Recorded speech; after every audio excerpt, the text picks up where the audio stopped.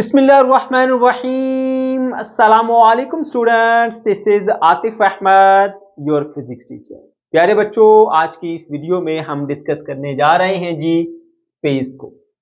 आज का हमारा टॉपिक काफी ज्यादा इंपॉर्टेंट है। ये टॉपिक एग्जाम के पॉइंट ऑफ व्यू से अगर देखा जाए तो फिर कुछ खास इंपॉर्टेंट नहीं है, क्योंकि यहाँ से सिर्फ शॉर्ट क्वेश्चन या कंसेप्चुअल क्वेश्चन या एक आधा एमसीक्यू पेपर में दिया जा सकता है। लेकिन ये topic as a tool work करेगा। मतलब ये कि इस टॉपिक के अंदर आप कुछ बेसिक कॉन्सेप्ट सीखेंगे जिनका इस्तेमाल करते हुए आप आने वाले इंपॉर्टेंट टॉपिक्स को अंडरस्टैंड कर पाएंगे। स्पेशली जब आप अल्टरनेटिंग करंट वाले चैप्टर में आएंगे तो वहां पर AC through register, AC through inductor, AC through capacitor की बात होगी, तो वहां पे आप उन टॉपिक को तभी अंडरस्टैंड कर पाएंगे जब आपको क्लियर अंडरस्टैंडिंग होगी फेज की, कि फेज क्या होता है, फेज डिफरेंस क्या होता है, फेज 90 डिग्री का फेज आउट ऑफ फेज या इन फेज का क्या मतलब होता है, 80 डिग्री आउट ऑफ फेज का मतलब क्या होता है। ये तमाम चीजें आपको पता होंगी, तभी आप उन टॉपिक्स को अच्छे तरीके से अंडरस्टैंड कर पाएंगे, वगरना आपके लिए मुश्किल होगा। और वो टॉपिक्स हैं भी इंपॉर्टेंट, आपको पेपर में दिए जा सकते हैं। ठीक है बेटा, तो चलिए जी स्टार्ट करते हैं। इसी वजह से आज के इस टॉपिक को हमने बड़ी डिटेल के साथ डिस्कस करना है। टॉपिक दिखने में छोटा सा, लेकिन हम इसकी पूरी डिटेल में जाएंगे। ठीक है, तो वीडियो थोड़ी सी लेंथी हो सकती है। मकसद सिर्फ एक है कि आपके पास हर एक पॉइंट की लॉजिक रीजन आ जाए। ठीक है बेटा, और हम जो स्ट्रेटजी लेके चल रहे हैं, जिसमें हम क्या करते हैं, उन टॉपिक जिनमें थोड़ी ज्यादा एक्सप्लेनेशन की जरूरत होती है उनमें हम जो है वो एक कंसेप्चुअल ओवरव्यू पहले बनाते हैं, उसके बाद फिर हम उसके नोट्स पे आ जाते हैं। ठीक है, ताकि आप अच्छे तरीके से कंसेप्ट भी ले सके और फिर आपने उसको नोट्स कैसे बनाने वो भी आपको पता चल सके, और पेपर में अगर आ जाए तो कैसे लिखेंगे उस चीज का भी आपको मालूम हो सके। ठीक है बेटा, तो चलिए जी स्टार्ट करते हैं। सबसे पहले बढ़ते हैं जी कंसेप्चुअल ओवरव्यू की तरफ। कंसेप्चुअल ओवरव्यू में मेरे बच्चों यहां पर हमने बात करनी है जी नंबर 1 पॉइंट पे, that is concept of phase. Number 2 point पे हमने बात करनी है इनिशियल फेज के बारे में। नंबर 3 पे हम बात करेंगे कि हम फेज को कैसे ग्राफिकली शो कर सकते हैं। नंबर 4 पे हम बात करेंगे फेज डिफरेंस के बारे में। स्टार्ट करते हैं मेरे बच्चों नंबर 1 पॉइंट से, दैट इज फेज। तो सबसे पहले ये समझिए कि फेज होता क्या है। अगर मैं आपको बिल्कुल आसान तरीके से समझाऊं ना बेटा, तो पहले मैं ये कहूंगा कि जरा इसका उर्दू में मतलब जानो। फेज का उर्दू में मतलब होता है मरहला, दौर। आपकी लाइफ है ना, उसके अंदर डिफरेंट फेजेस होते हैं, अलग अलग दौर होते हैं। कोई ऐसा दौर होता है जिसमें आप बहुत खुश होते हैं, ऐसा भी दौर होता है बहुत परेशान होते हैं, ऐसा भी दौर होगा जिसमें थोड़ी बहुत परेशानी होगी, ऐसा भी दौर होगा जिसमें थोड़ी बहुत खुशी होगी, और ऐसा भी दौर होगा जिसमें आप ना खुश और ना ही परेशान होंगे। ये सारे क्या है, ये फेजेस ऑफ लाइफ हैं, जो कि ये बताते हैं कि किस दौर में आपकी कंडीशन कैसी है, किस दौर में आपकी कंडीशन कैसी। ये फेजेस ऑफ लाइफ है, समझने के लिए बता रहा हूं, बाकी इसका हमारे कंसेप्ट के साथ कोई ताल्लुक नहीं है। ठीक है, अच्छा ग्राफिकली मैं इस चीज को शो कर देता हूं, क्योंकि हमने ग्राफ भी बनाने हैं। ठीक है, तो आपको जरा समझ आए कि ये किस तरह से फेज को हम आगे लेके चलेंगे। ठीक है बेटा, देखो आपके पास जो है वो एक फीलिंग्स वाला आ गया वर्टिकल एक्सिस, और एक हॉरिजॉन्टल एक्सिस ले लेते हैं टाइम का। ठीक है, ऊपर हैप्पी वाली फीलिंग्स है, ठीक है, नीचे सैड वाली, क्योंकि नीचे वाला एक्सिस नेगेटिव होता है। ठीक है, और आपको जब मैंने ऑब्जर्व करना शुरू किया तो आपका इनिशियली ये कंडीशन है कि ना ही आप खुश हो और ना ही आप परेशान हो। ठीक है, इसको हम इनिशियल फेज भी कहते हैं। शुरू में आपकी क्या हालत है, ठीक है, इनिशियल फेज। अभी टाइम स्टार्ट नहीं हुआ, अभी आपको हमने ऑब्जर्व करना स्टार्ट नहीं किया। इनिशियली आप किस कंडीशन में हो, आप इस कंडीशन में, ये आपका इनिशियल फेज होता है। ठीक है बेटा, शुरू की हालत। अब देखो जी यहाँ पे क्या हुआ जी, आप बहुत खुश हो गए, कुछ खुशियां मिलती जा रही हैं, मिलती जा रही हैं, पीक आ गया खुशियों का, फिर ऐसा ऐसा नॉर्मल होते जा रहे हैं, कम होती जा रही है, खुशियां कम होती जा रही है, फिर आप नॉर्मल हो गए, फिर आपको परेशानियां आती जा रही है, बढ़ती जा रही, बढ़ती जा रही, परेशानी मैक्सिमम पे चलेगी, बहुत ज्यादा परेशान है, ऐसा ऐसा मसला आपका हल होता जा रहा है, परेशानी कम होती जा रही होगी। अब ये आपकी जिंदगी के मुख्तलिफ मराहिल हैं। यहाँ पे आपने शुरू किया था t इज इक्वल टू 0 से, ये आपका इनिशियल फेज था, शुरू की हालत। फिर यहाँ पे आपको देखा गया कि t1 के ऊपर आप बहुत ज्यादा खुश हैं। ठीक है, और यहाँ पे देखो जी t2 के ऊपर देखा गया तो आप बिल्कुल नॉर्मल से हैं, कुछ ज्यादा खुश भी नहीं है। ठीक है, बस थोड़े बहुत खुश हैं। यहाँ पे आपकी ना कोई खुशी है ना कोई गम है t3 के ऊपर। ठीक है, उसके बाद फिर यहाँ पे t4 पे आ जाए, आप बहुत खुश हैं। यहाँ पे आ जाए t5 के ऊपर बहुत परेशान नहीं, बल्कि यहाँ पे थोड़े बहुत परेशान है, यहाँ पे बहुत ज्यादा परेशान है, आपकी परेशानी t6 के ऊपर थोड़ी कम हो रही है, और यहाँ पे t7 पे आएगा तो आप बिल्कुल फिर से नॉर्मल हो जाएंगे। अब ये क्या है, ये आपकी लाइफ के डिफरेंट फेजेस हैं। अब बिल्कुल ऐसे फेज होते नहीं, नहीं ऐसा कोई ग्राफ बनता है। मैं मेरे बच्चों सिर्फ आपको थोड़ा सा आपको रिलैक्स कर रहा हूँ मेंटली, ताकि आप इससे घबराएं नहीं फेज से, क्योंकि हमारे बहुत सारे बच्चे फेज के नाम से परेशान हो जाते हैं कि पता नहीं ये क्या बना है, कुछ भी नहीं है। ठीक है, ये बेसिकली आपको बताता है कि किस दौर में आपकी कंडीशन कैसी थी। ठीक है बेटा, इतनी सी बात है। अच्छा, अब आ जाते हैं जी असल मुद्दे पे। ये आपको थोड़ा सा एक कह लें कि एक तरह से आपको रिलैक्स करने के लिए मेंटली क्या कि आप फेज से डरे ना कि ये फेज क्या कोई बला है। ठीक है मेरे बच्चों, आपने देखा कि जो SHM है ना, तो उसके अंदर जो एक बॉडी है वो अपनी मीन पोजीशन से आगे पीछे ऑसिलेट करती है कि ये आ गया हमारे पास वो बॉडी, ये इसकी मीन पोजीशन, और मीन पोजीशन से इधर इधर, यानी कि इधर A पोजीशन इधर B पोजीशन, ऐसे ऐसे ऑसिलेट करती है। ठीक है, तो अब ये हर लम्हे इसका टाइम जो है वो उसके रिस्पेक्ट से देखें आप, तो हर लम्हे इसका displacement from the mean position change होता जा रहा है। जैसे यहाँ पर कुछ और था, टाइम बढ़ गया डिस्प्लेसमेंट बढ़ गया, और डिस्प्लेसमेंट बढ़ गया, और यहाँ पे मैक्सिमम हो गया। ठीक है, इसी तरह वापस आते हुए डिस्प्लेसमेंट कम होता जा रहा है हर लम्हे, तो यहाँ पर बढ़ गया, इस तरफ को और बढ़ गया, इस तरफ को और बढ़ गया, बढ़ते बढ़ते इस तरफ को मैक्सिमम हो गया। इसको आप कह लीजिए x0, इसको कह लीजिए -x0। ठीक है, तो यहां पर देखिए हर लम्हे इसका जो डिस्प्लेसमेंट है फ्रॉम द मेन पोजीशन वो चेंज होता जा रहा है, ऐसा ऐसा चेंज होता जा रहा है, फिर जीरो हो गया, फिर इधर को इंक्रीज होता जा रहा है, इंक्रीज होता जा रहा है, यहाँ पे आके जीरो हो गया, फिर वापस ऐसे हर लम्हे इसका डिस्प्लेसमेंट चेंज हो रहा है। फेज हमें यह बताएगा कि किस दौर में या किस वक्त इसका displacement from the main position कितना है। समझ गए बच्चों? जैसे यहां पर मैंने आपको एग्जांपल दी ना कि ये दौर बताएगा कि आप किस दौर में खुश थे, किस दौर में आप परेशान थे, है ना। इसी तरह से ये जो एक बॉडी है जो कि SHM परफॉर्म कर रही है ना मेरे बच्चों, इसकी जो displacement from the main position है उसको हम जान पाएंगे कि किस वक्त इसकी डिस्प्लेसमेंट कितनी है, वो with the help of face. ठीक है बेटा, ओके।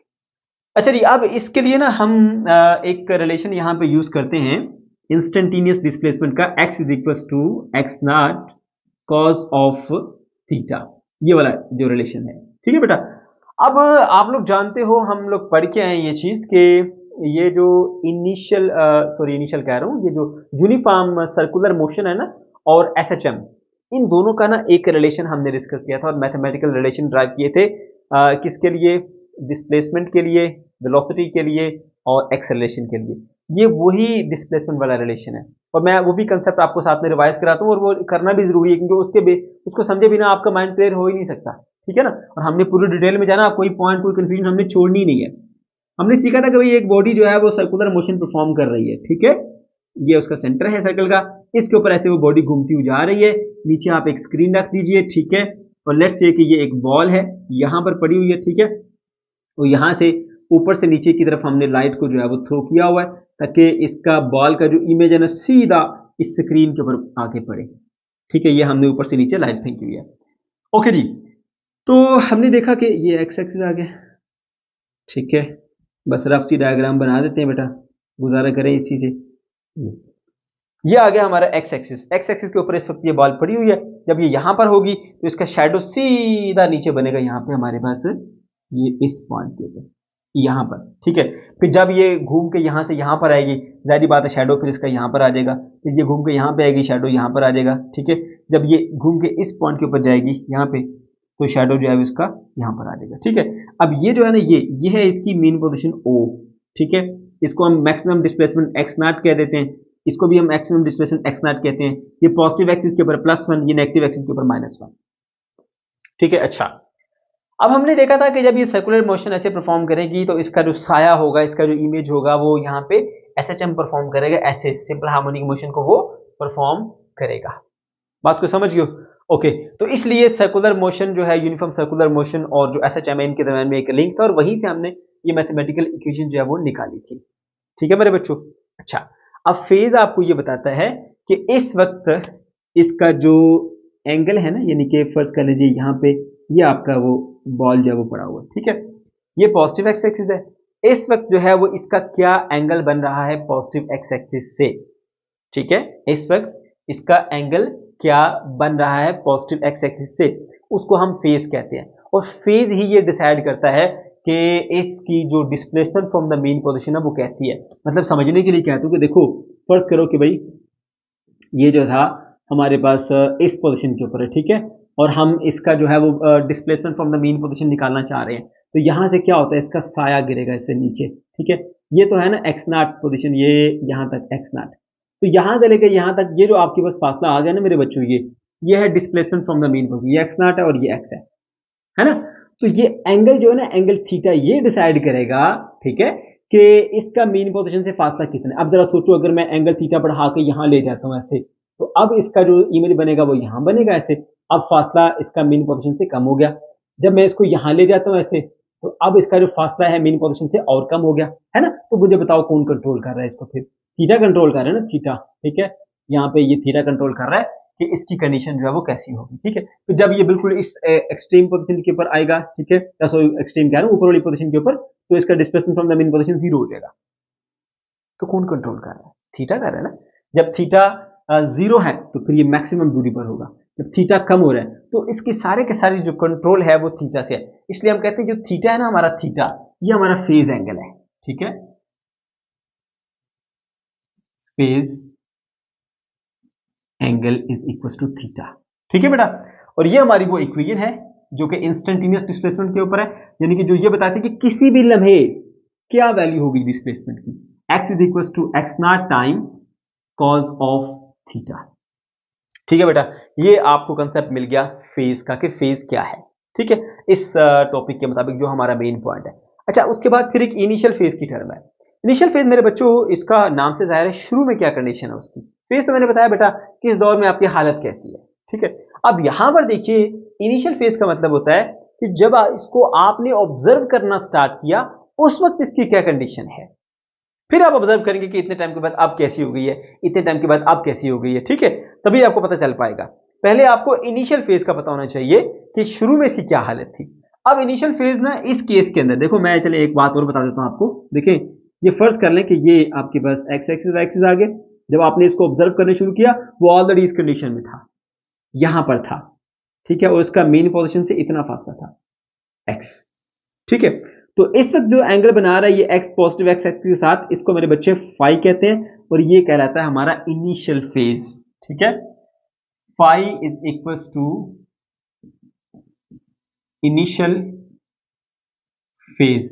और अगर ऐसा हो ना मेरे बच्चे कि आपका जो हमने इसकी मोशन को ऑब्जर्व करना शुरू किया, वो इस पॉजिटिव एक्सिस से स्टार्ट नहीं हो रही, बल्कि ऑलरेडी वो यहां पर किसी एक पोजीशन के ऊपर है, तो फिर उसके अंदर ये वाला एंगल भी आता है, जिसको हम फाई कहते हैं, ठीक है। तो कंप्लीट जो फॉर्मूला बनता है हमारे पास वो ये बनता है, x is equal to x not cos of theta plus phi. ये कंप्लीट हमारे पास बनेगा, बात को समझिए। तो ये फार्मूला आप सिर्फ उस वक्त यूज कर सकते हैं जब आपका इनिशियल फेज 0 हो, यानी पहले से कोई भी एंगल इस बॉल ने ऐसे कवर नहीं किया, एंगुलर डिस्प्लेसमेंट कुछ भी कवर नहीं किया, तो फिर आप सिंपली ये यूज कर सकते हैं। लेकिन अगर ऐसी सिचुएशन है कि वो ऑलरेडी किसी एक पोजीशन के ऊपर और यहां से आपने इसको यहां तक डिस्प्लेस कराया, ये तो ये जो एंगुलर डिस्प्लेसमेंट कवर किया, ये आपने ये ऑब्जर्व करते हुए आपने कवर किया, और ये ऑलरेडी वो कवर करके बैठा हुआ फाई वाला, ठीक है।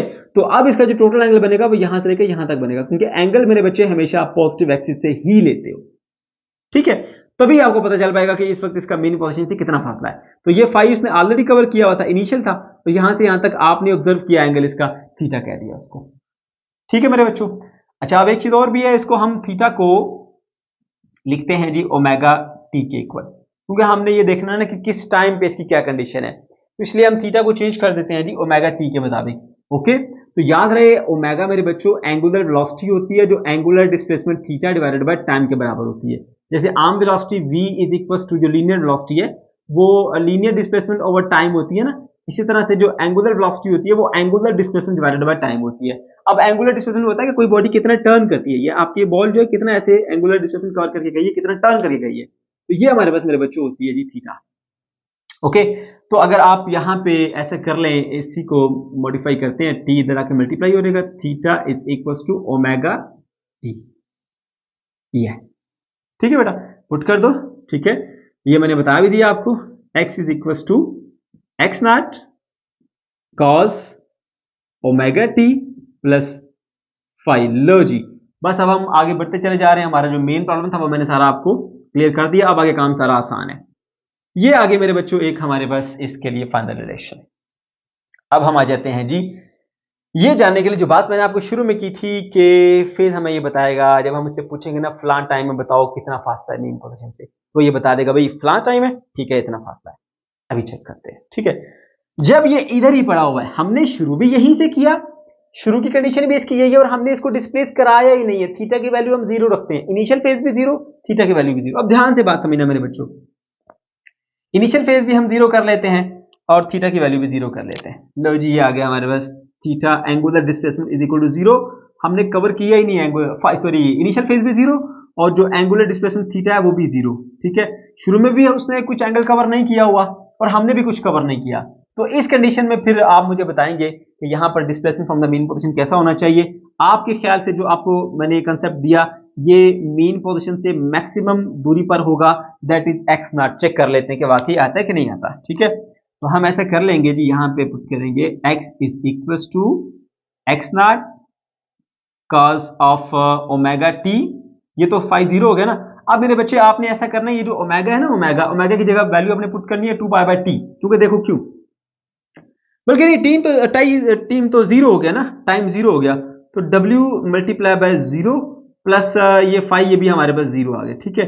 तो ये दोनों जीरो हो गए, तो ये बन जाएगा आपके पास एक्स नॉट और कॉज ऑफ जीरो डिग्री।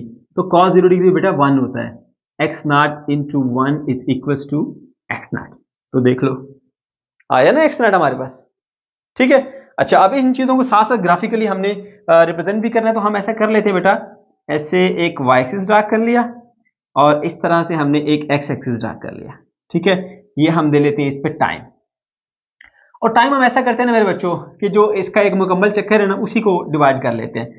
तो यहाँ पे हमारे पास इसकी पार्टीशन बना ली हमने ऐसे, ये जीरो टाइम यानी जीरो सेकेंड या जो भी है, ठीक है, जीरो और 1 2 3 4 इधर हम यहां तक कहते हैं ये कंप्लीट एक साइकिल कंप्लीट हो गया। एक साइकिल कंप्लीट होने के टाइम को हम बोलते हैं क्या बोलते हैं यार, टाइम पीरियड, ठीक है। उसका मिड क्या होगा, t बाय टू यानी half of the time period, और ये उसका चौथा हिस्सा है t बाय फोर, और ये इसका होगा फिर 3t बाय फोर। अब इन टाइम्स के ऊपर हम चेक कर लेते हैं कि इनका जो डिस्प्लेसमेंट है फ्रॉम द मीन पोजीशन वो क्या होगा। सबसे पहले इस पॉइंट के ऊपर आगे जहां t is equal to zero put किया हमने, ठीक है।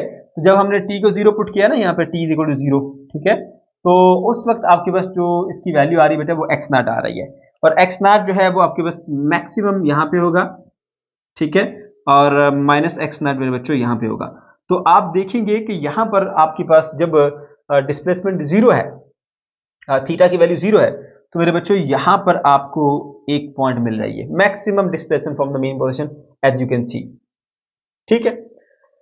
ओके जी, उसके बाद फिर क्या होगा, उसके बाद आगे बढ़ते हैं जी। हम चेक कर लेते हैं कि अगर t बाय फोर के बराबर टाइम हो तो फिर क्या होगा, फिर इसका डिस्प्लेसमेंट क्या होगा, अभी चेक कर लेते हैं। t बाय फोर का मतलब यह है कि टाइम पीरियड का चौथा हिस्सा, ये पूरे टाइम पीरियड t है, उसका चौथा हिस्सा मतलब फिर ये घूम के यहां से यहां तक आ जाएगा, क्योंकि चौथे हिस्से में फिर अपना चौथा हिस्सा फासला भी तो कवर करेगा ना, इस पोजीशन के ऊपर आ जाएगा। जब ये इस पोजीशन के ऊपर आ जाएगा मेरे बच्चों, तो इसका साया कहां पर बनेगा, बिल्कुल इधर मेन पोजीशन के ऊपर बनेगा। जब कोई पॉइंट जो है या बॉडी जो है वो मीन पोजीशन के ऊपर आ जाती है, तो फिर उसका मीन पोजीशन से फासला तो खत्म हो गया, वो मीन पोजीशन के ऊपर खड़ा है, मीन पोजीशन से दूर गया ही नहीं है वो, ठीक है। इस केस में डिस्प्लेसमेंट क्या आना चाहिए, जीरो आना चाहिए। ओके अभी चेक कर लेते हैं, ठीक है। और इनिशियल फेज हमने वही रखा मेरे बच्चों, इनिशियल फेज हमारा ये इक्वल टू जीरो ही है। हमने कहा कि हमने जब इसको ऑब्जर्व किया तो ऑलरेडी ये जीरो पर था, ओके। और थीटा अब कितना हमारा, थीटा ये देख लो भाई, ये थीटा जो है ना यहां तक वो हमने चेक कर लेना। देखो थीटा किसके इक्वल होता है जी हमारे पास, यहाँ पे ओमेगा टी के इक्वल, समझ गए। ये ओमेगा टी की वैल्यू हमने यहाँ पे पुट करनी है, ओके ठीक हो गया। और t किसके बराबर है जी वो पुट कर लेते हैं, x इज इक्वल्स टू आ गया आपके पास x नॉट और फिर आ गया cos, और ओमेगा की वैल्यू मैंने पहले भी बताई थी, क्या पुट करेंगे, किधर पुट की थी हमने, ओमेगा किधर गया यार, चलो मैं बता देता हूँ। ओमेगा था थीटा बाय टी, तो हम अगर ऐसा कर लें कि हमारा जो एक फासला कवर हुआ वो 2 पाई यानी एक चक्कर मुकम्मल हुआ, अगर कोई भी फासला हो सकता है, जरूरी नहीं है कि कोई एक फिक्स फासला जो आप यहाँ पे पुट कर सकते हैं, कुछ भी हो सकता है, लेकिन हम अपनी आसानी के लिए लेते हैं जी एक चक्कर का टोटल एंगुलर डिस्प्लेसमेंट। जब कोई बॉडी एक चक्कर मुकम्मल करती है ना, तो उसका एंगल जो कवर होता है वो 2 पाई होता है, तो एंगुलर डिस्प्लेसमेंट अगर 2 पाई है तो फिर एक चक्कर मुकम्मल करने के टाइम को भी तो फिर हम टाइम पीरियड कहते हैं ना, तो 2 पाई बाय कैपिटल टी हम यहाँ पे लिख देंगे ओमेगा की जगह पे, 2 pi divided bye capital t. Multiply bye साथ में आएगा टाइम। तो टाइम कितना है जी हमारे पास, टाइम t/4, ठीक है। तो t/4, देखो ना यहाँ से यहाँ तक पूरा टाइम t होता है। अब यहाँ से यहाँ तक आया तो डिस्प्लेसमेंट का चौथा हिस्सा है, तो टाइम का भी चौथा हिस्सा होगा, t/4। ओके, अभी चेक कर देते हैं जी। t गया t से, 2 1 2, 2 2 4, तो मेरे बच्चों अब ये क्या बन जाएगा जी आपके पास, π/2, ठीक है। x नॉट cos ऑफ π/2, तो cos π/2 90 बनता है, cos 90 पे 0 होता है, so x not into 0 is equal to 0। तो इसका मतलब है कि इस वक्त इसका जो displacement from the main position है बेटा वो 0 है। तो यहां से आपका ग्राफ ये यूं आ जाएगा, ठीक है। तो आपको पता चल गया कि टाइम, इस टाइम के ऊपर इसकी क्या कंडीशन है। अच्छा आगे चलते हैं, फिर हम इनिशियल फेज को अभी 0 ही रखते हैं। Let's say initial phase is 0 degree, ठीक है। और अब जो आपके पास टाइम है, टाइम t, कितना टाइम है जी, टाइम आप t/2 पे चेक कर लेते हैं जी। Time is equal to t/2, यानी आधा टाइम पीरियड के बराबर टाइम गुजर जाने के बाद क्या होगा। देखो अब जरा सोचो कि यहां पर था, ठीक है, तो यहां से घूम के जब यहां पर आएगा, ठीक है, आधा टाइम गुजरा तो आधा फासला भी कवर होगा ना, एंगुलर डिस्प्लेसमेंट। अब वो इस कंडीशन के अंदर आ जाएगा यहां पे। अब इसका साया कहां पर बनेगा, इसका साया यहां पर बनेगा इधर, नेगेटिव एक्सिस के एक्सट्रीम पॉइंट के ऊपर, ठीक है। अभी चेक कर लेते हैं कि वो हमें मिलता है कि नहीं मिलता। x is equal to x not, और ये आ गया आपके पास cos, और यहाँ पे ओमेगा की वैल्यू जो हम पुट करेंगे वो पुट करते हैं जी हम 2π/T मल्टीप्लाई बाय टाइम की वैल्यू क्या पुट करनी है, t/2, जिस टाइम पे हम चेक कर रहे हैं t/2, ठीक है। तो मेरे बच्चों t से गया, 2 से गया, तो ये बन जाएगा जी आपके पास x नॉट और cos ऑफ पाई। cos पाई पे क्या होता है, -1 होता है, ठीक हो गया। And that is equals to x not into minus का 1, ठीक है, that is equals to -x not. Okay, तो देखो -x नॉट ये पड़ा हुआ है, तो जब ये t/2 टाइम के ऊपर आएगा मेरे बच्चों, तो ये इसका जो फासला है फ्रॉम द मीन पोजीशन वो नेगेटिव एक्सिस के ऊपर जो है वो आपको मिलेगा एक्सट्रीम -x नॉट पे, ठीक है। अच्छा उसके बाद फिर नेक्स्ट जो है वो घूम के जब ये यहां से यहां पे आ जाएगा, ठीक है, यहां से घूम के सारा यहां पर आ गया। इनिशियल फेज फिर भी हम वहीं पे रखते हैं जी, इनिशियल फेज हमारा फाई इज इक्वल्स टू बन जाएगा जी 0 डिग्री, ठीक है। और अब यहां पर जो टाइम हमने जिस टाइम पे चेक करना है वो टाइम कितना है, वो टाइम है 3t/4, 3t/4। आप चेक करते हैं इसका कितना डिस्प्लेसमेंट है, x is equals to x not आएगा, cos ऑफ ओमेगा की जगह पे आएगा 2π/T मल्टीप्लाई बाय टाइम की वैल्यू कितनी है, 3t/4, 3t/4, तो 2 1 2, 2 2 4 आ गया, t जो है वो t से कट गया, तो ये मेरे बच्चों आपको बनेगा जी x नॉट इसी तरह से। और उसके बाद फिर cos ऑफ, देखो जरा ये पाई आ गया, ये 3π/2, 3π/2 जिसको 270 का एंगल कहते हैं, ठीक है बेटा। cos x not is equal to cos 3π/2। अब cos 3π/2 पे क्या होगा आपके पास जी, cos 3π/2 पे मेरे बच्चों 0 होता है, 270 पे cos 0 होता है, आपको पता होना चाहिए। वर्टिकल एक्सिस पे cos 0 होता है, हॉरिजॉन्टल एक्सिस पे sin 0 होता है। तो यहां पर मेरे बच्चों आपको अगेन वैल्यू मिलेगी 0, x नॉट इंटू 0, तो दैट इज इक्वल टू 0। तो पता चला कि जब आपके पास टाइम इतना होगा तो जो displacement from the main position बेटा वो 0 हो जाएगा ऐसे। उसके बाद फिर कंप्लीट टी टाइम पीरियड के बराबर क्या होगा, x is equal to x not, जब आपके पास क्या होगा जी फेज, इनिशियल फेज स्टिल 0 है, और जो टाइम है वो इक्वल टू टाइम पीरियड है। ओके चेक कर लेते हैं इसको भी, x not cos omega t, omega की जगह पुट करते हैं 2π/T मल्टीप्लाई बाय टाइम कितना है, कैपिटल T के बराबर, t से कट गया, तो ये मिलेगा आपके पास x नॉट cos ऑफ 2π, ठीक है।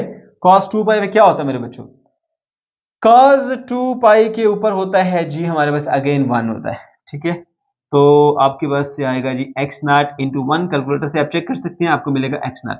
तो दोबारा यहां से वैल्यू मिलके आएगी आपके पास इस तरह से पीक पे, दैट इज x नॉट। ये मेरे बच्चों आपके पास फेज का ग्राफ आ गया, और ये सारे का सारा डिटेल में जाके मैंने आपके साथ कंसेप्ट जो वो शेयर कर दिया है, ठीक है। अच्छा अब हमने क्या करना है, अब हमने जो इनिशियल फेज है ना उसको चेंज करना है, ठीक है। बार बार मैं आपको ये चीजें नहीं समझाऊंगा, बस एक बार मैंने चीजें बता दी, आपको समझ आ गई।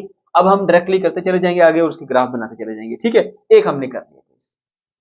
ओके बच्चों, अब हमने देख लिया कि फेज होता क्या है, उसका कंसेप्ट हमने क्लियर कर लिया, ठीक है। इनिशियल फेज के बारे में भी आपको मैंने बता दिया, और उसको ग्राफिकली रिप्रेजेंट कैसे करते हैं वो भी मैंने बेसिक कंसेप्ट बता दिया। अब आगे चल के आपको बताता हूँ बाकी चीजें, ठीक है। ओके जी, आप देखिए हमने ये वाला जो केस लिया है ये उस वक्त का केस है जब आपके पास जो फाई है उसकी वैल्यू 0 है, 0 डिग्री, यानी इनिशियल फेज 0 था, ठीक है। और अब की बार हम ऐसा करते हैं कि इनिशियल फेज 90 लेके चलते हैं, ठीक है। If phi is equal to 90 degree, अगर इनिशियल फेज हुआ आपके पास 90 डिग्री के बराबर, मतलब यहां पे अगर आप देखें कि आपके पास जब एक बॉल आपने इसको ऑब्जर्व करना शुरू किया तो वो यहां पे थी ही नहीं, ठीक है, वो यहां पर मौजूद ही नहीं थी, बल्कि वो इस पोजीशन पर मौजूद थी, ठीक है, यहां पे इस पोजीशन के ऊपर वो मौजूद थी। सही हो गया। अच्छा, अगर बॉल इस पोजीशन के ऊपर मौजूद थी तो उस केस के अंदर फिर हमने बताना है जी, ठीक है। तो चलिए जी डिस्कस करते हैं उस चीज को भी। अब हमारा इनिशियल फेज क्या है 90, क्योंकि बॉल ने ऑलरेडी यहां से कुछ फासला तय कर रखा है जिसको हम फाई कह रहे हैं, that is equal to 90 degree, ठीक है। ओके, तो अब हमने ये चेक करना है कि अगर ऐसा हो जाए कि टाइम आपको बता दिया जाए और आपसे पूछा जाए कि बताओ जी कि इस टाइम पे displacement from the main position कितना होगा, तो हम क्या बता सकते हैं, इधर t0 है, t/4, t/2, 3t/4 और t, ये आ गया बस टाइम t, ठीक है। इसको बोलेंगे प्लस एक्स नाट, इसको बोलेंगे माइनस एक्स नाट, ठीक हो गया। अच्छा जी, अब जरा देखिए मेरे बच्चों, दोबारा से आपने आ जाना इसी के ऊपर, ठीक है। और ये चीजें आपको मैंने एक बार क्लियर कर दी, दोबारा उसके ऊपर नहीं जाऊंगा, डायरेक्टली इसके ऊपर आऊंगा बेटा। अब ये अलग अलग टाइम है जिस टाइम के ऊपर आपने जो है वो इसका फेज मालूम करना है, ठीक है। तो अब यहाँ पे एक चीज क्लियर कर दी गई है, टाइम जो है वो आपको मैं बता देता हूँ। इनिशियली हम टाइम ले लेते हैं जी 0, इक्वेशन हमारे पास वही है बेटा, ठीक है, कि x जो है वो equal to x not cos omega t होगा, ठीक है, और प्लस में साथ में आएगा 5, ठीक, ये आपके पास इक्वेशन होगी। अब देखिए इनिशियल केस में जब टाइम इज इक्वल टू 0 है और इनिशियल फेज हमारा 90 है, तो x is equal to x not रहेगा, कॉज ओमेगा टी की जगह मैंने आपको बताया 2 pi by capital t put करते हैं ओमेगा का फॉर्मूला, और मल्टीप्लाई बाय टाइम कितना है, टाइम 0 आ गया, और प्लस 5 कितना है, 5 बेटा आपके पास 90 डिग्री आ गया, ठीक है। सो यहाँ पे क्या होगा, x is equal to x not cos of, ये तो पूरा 0 से मल्टीप्लाई होकर 0 हो गया, प्लस 90 बच गया, तो कॉस 90 पे बेटा 0 होता है, एक्स नॉट इंटू 0। इस कंडीशन में अगर आप t इज इक्वल टू 0 पे उसको ऑब्जर्व करेंगे, ठीक है, तो उसका मीन पोजीशन जो फासला है वो 0 होगा, ठीक है। ये आप देख सकते हैं, यहाँ पर आपने देखा भी है कि अगर ऑलरेडी वो यहीं पे खड़ा है और आप आगे मूव किए ही नहीं है, ठीक है, आपका जो टाइम है वो यहाँ पर 0 है, t0 पे वो कहाँ पे है, मीन पोजीशन के ऊपर खड़ा है। इसलिए मेरे बच्चों इसका जो पहला पॉइंट बनेगा, जो इनिशियल फेज बनेगा बेटा, वो ये है 0 डिग्री के ऊपर वो खड़ा है, ठीक है। यहां से स्टार्ट हुआ, हमने कोई फासला अभी तय किए नहीं, जब t इज इक्वल टू 0 है तो ये 0 के ऊपर है, इसका कोई मीन पोजीशन से फासला नहीं है। फिर हमने क्या किया, फिर हम ऐसा करते हैं, हम ऐसा कर लेते हैं बेटा कि if phi is equal to 90 and t is equal to बन गया हमारे पास t/4, ठीक है। अगर कैपिटल t/4 डिवाइडेड बाय 4 अगर इतना टाइम गुजर जाए तो फिर इसकी क्या कंडीशन होगी डिस्प्लेसमेंट की। ओके, अभी चेक कर लेते हैं, x is equal to x not cos of omega T होता है, ओमेगा की जगह लिखेंगे 2 पाई बाय कैपिटल टी, और मल्टीप्लाई बाय टाइम कितना लगा जी t/4, ठीक है, और प्लस उसके अंदर वो फेज एंगल ऐड कर लेंगे, फेज एंगल कितना जी 90 डिग्री है, तो π/2 लिखना चाहते हैं, π/2 लिखो वरना डायरेक्ट 90 लिखो, ठीक है। अच्छा ये π/2 लिख देते हैं, ठीक है, π/2 90 बराबर ही होते हैं, π/2। ओके, तो अब जरा देखो मेरे बच्चों, ये t इस t से कट गया, 2 1 द 2 और ये आ गया 2 2 द 4, ठीक है। अच्छा, तो ये बन जाएगा जी आपके पास एक्स नॉट कॉज ऑफ, ऊपर से बचा पाई, ठीक है, ये इधर आ गया हमारे पास 2 π/2 और प्लस ये π/2, π/2 प्लस π/2 क्या बन जाएगा हमारे पास, पाई बन जाएगा, यानी आधी पाई ये मिलके एक पाई बन गई, एक्स नॉट कॉज ऑफ पाई बन जाएगा। तो मेरे बच्चों कॉस पाई पे होता है -1, ठीक है। So x not into -1 that is equal to minus x naught, ठीक है।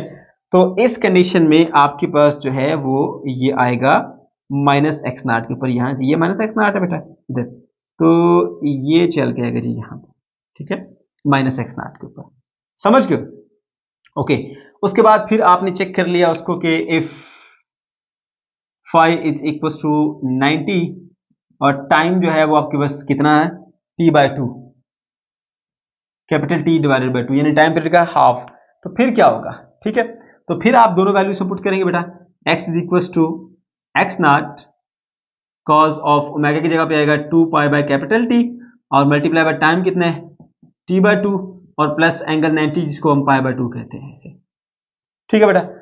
ओके जी, तो t से यहां से कट गया, 2 से यहां पे कट गया, ठीक है, तो ये क्या बन जाएगा जी आपके पास x into x not into cos of ये पाई और ये प्लस π/2, पाई प्लस π/2 बन जाता है बेटा हमारे पास 3π/2, 3π/2, ठीक है, ये बन गया आपके पास। ओके, तो 3π/2 बेसिकली 270 होता है ये वाला एंगल, ठीक है, इस एंगल के ऊपर, ठीक है। अच्छा, तो क्या होगा उससे, फिर ये बनेगा एक्स नॉट और कॉस जो है वो 3π/2 पे अगेन मेरे बच्चों हमारे पास जीरो होता है, ये बात याद रखना। कॉस जो है ना, कॉस वो वर्टिकल लाइन पे जीरो होता है, तो ये 0 इंटू एक्स नॉट इज 0, तो यहां पर दोबारा से आपका जो ग्राफ है वो जीरो की तरफ आएगा, यहां से ऐसे इस जीरो पे आ गया, ठीक है, ये जीरो डिस्प्लेसमेंट। ओके, उसके बाद फिर 3t/4 पे चेक कर लेते हैं कि अगर आपका इफ यहां पे 90 डिग्री है जी फेज डिफरेंस, इनिशियल फेज, और जो टाइम है बेटा वो आपके पास आ गया 3t/4, ठीक है, तो फिर क्या होगा आपके पास displacement from the mean position, तो उसके लिए करेंगे बेटा x is equal to x not cos omega t की जगह पुट करेंगे 2 pi by capital T multiply by time कितना हो गया, उसको टाइम हो गया 3t/4 प्लस फेज एंगल जो इनिशियल एंगल तैयार किया था उसका नाम, हाँ इनिशियल एंगल, वो बन गया π/2 यानी 90 डिग्री। तो क्या होगा देखो जरा, अब ये t बेटा इस t से कट गया, 2 1 2 2 2 the 4 होता है, ठीक है, तो ये बनेगा आपके पास x नॉट कॉज ऑफ पाई यहाँ पर बच गया, ठीक है, और पाई और मल्टीप्लाई बाय 3, ये बन गया आपके पास, यहाँ पे भी 2 आएगा, 3/2 multiply by pi, 3/2 pi plus π/2, 3 π/2, ठीक है, प्लस π/2।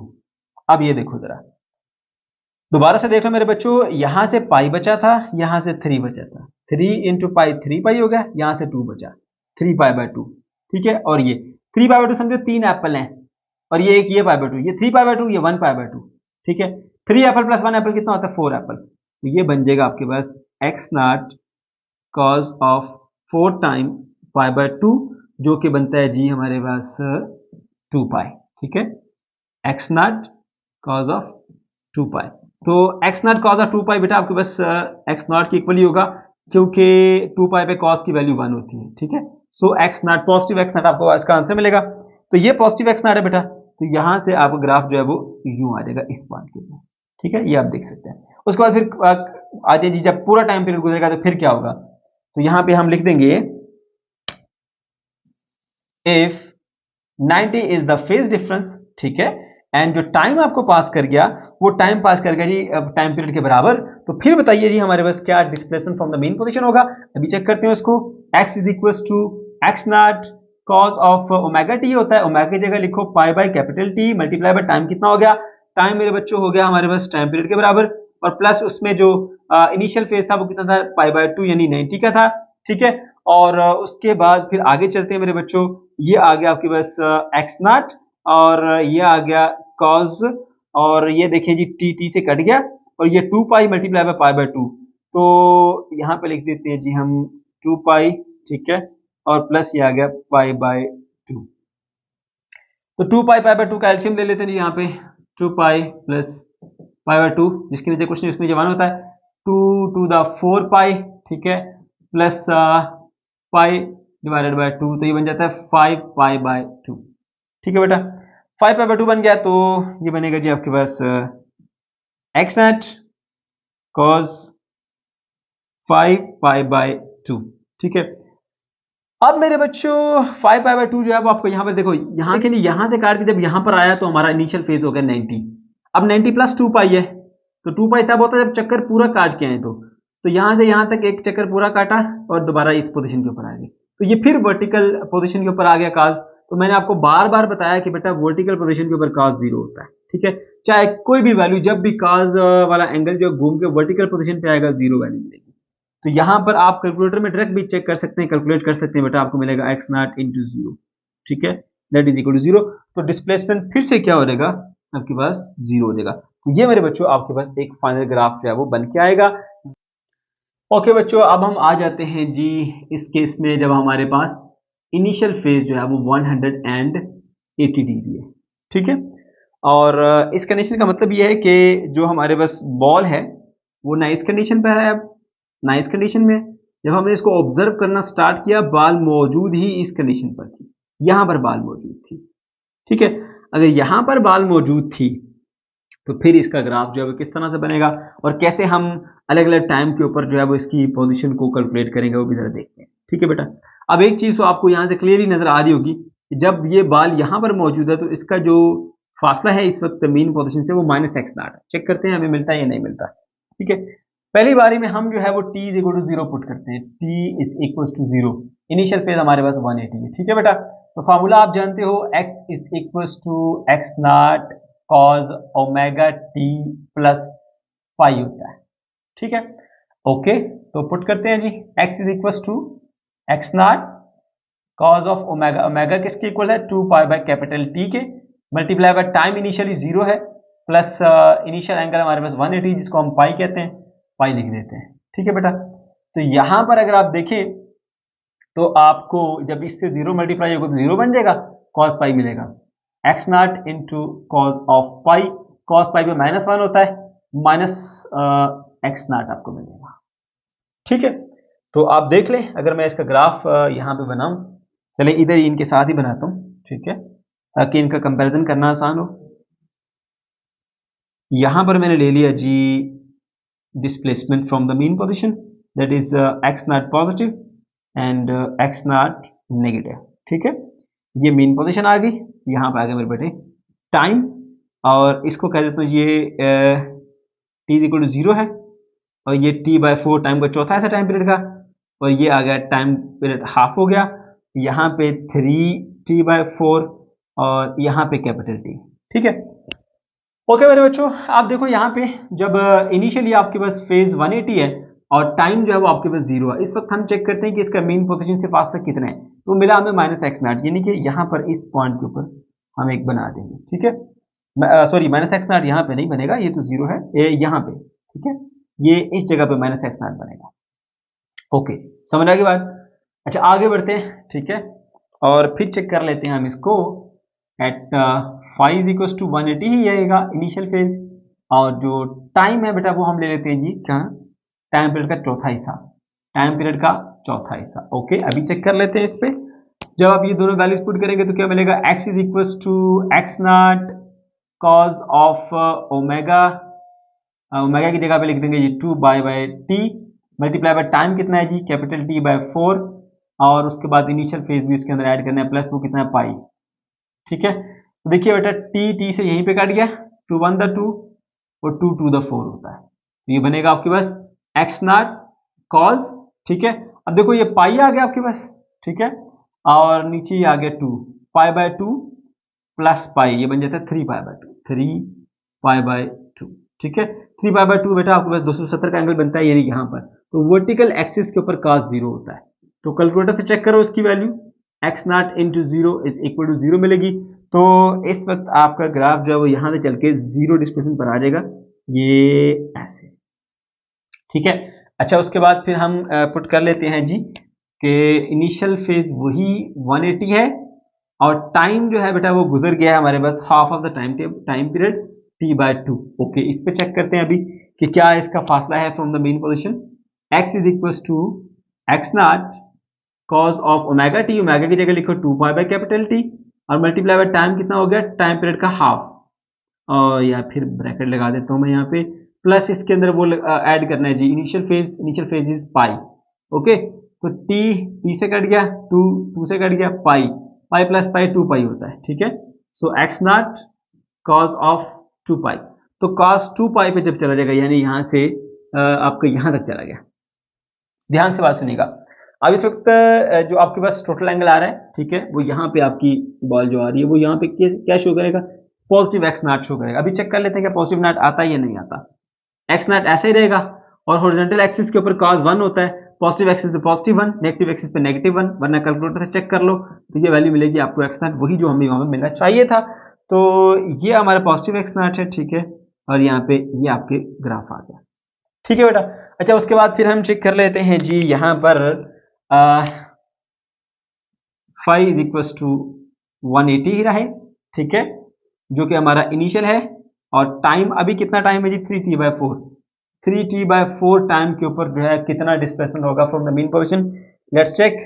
और वो बनेगा बेटा आपके पास x is equal to x naught cos of omega T होता है 2π/T लिखते हैं उसको, मल्टीप्लाई बाय टाइम कितना हो गया जी 3t/4 और प्लस पाई, ओके।